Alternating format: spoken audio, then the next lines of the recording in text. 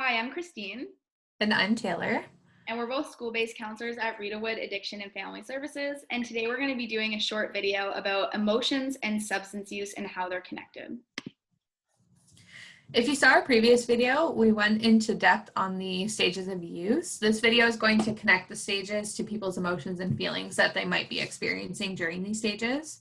In a minute, we're going to show you a chart that's going to help us understand a little bit more, but we're first going to do a brief overview of the stages of the emotions. So when someone first experiments with a substance, they're learning the feeling, right? So they're learning what kind of reaction they're going to get from using that substance. So let's say they use alcohol, they find out it makes them feel really happy, euphoric, and they continue experimenting with it to see how it's going to make them feel over time.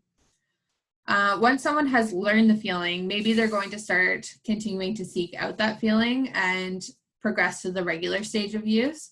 So maybe this looks like after learning that alcohol makes them feel really happy, they continue using it to seek out that feeling so that they can keep feeling happy.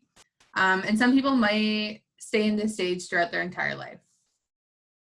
Other people are going to continue on to the problematic use, where they're seeking a certain feeling more often, and it's usually to cope with negative emotions like stress, anxiety, sadness, all that kind of stuff. Obviously, the last stage is the addiction. In this stage, people are often not feeling happier when they're using, but they might spend a lot of time having negative emotions, and the use of the substance makes them feel normal. It brings them back to their baseline. Now we're going to move into the chart and explore this a little bit further.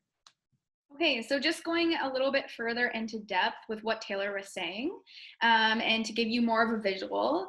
So for example, if someone's experimenting with a substance, like she was saying, they might feel feelings of happiness or euphoria, but after that drug or substance wears off, they're gonna go back to feeling normal.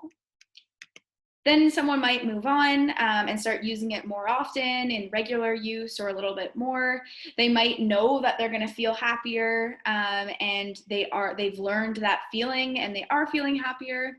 And after, we're going to see that someone might experience some sort of pain or negative feelings or emotions, but it's usually only affecting themselves. So for example, they might wake up and have a headache, and that's some sort of pain they're experiencing because of their substance use.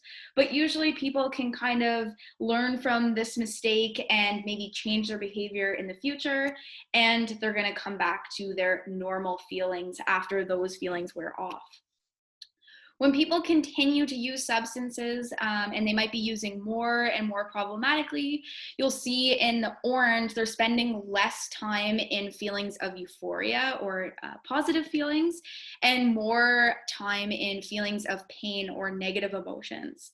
In this stage, usually it's not only affecting yourself, and people are experiencing more negative consequences because it might be affecting other people like family members, relationships, their work, and other things that bring on more feelings of sadness or hopelessness or things like that.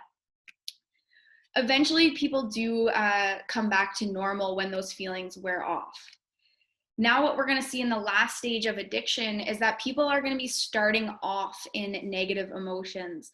So they might be feeling lots of negative emotions and they're using to feel normal. So instead of in the first circumstance where they were using to get some sort of happy feeling or feeling of euphoria, now when they're using, it's not giving them feelings of euphoria, it's making them feel normal.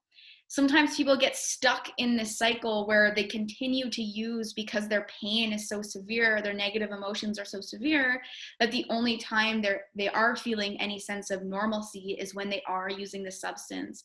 So people continue to use and continue to lose control of their ability to stop using substances. Of course, this can seem pretty scary to get caught in this cycle, and it's just important to note that there is always hope and people can get help in this stage and get themselves back out of this stage. Just a reminder that Rideauwood Addiction and Family Services is always here to help. We do counseling for adults and youth. You can check out some more information on our website at rideauwood.org. You can also give us a call at 613-724-4881. Thank you guys so much for listening and stay tuned for more.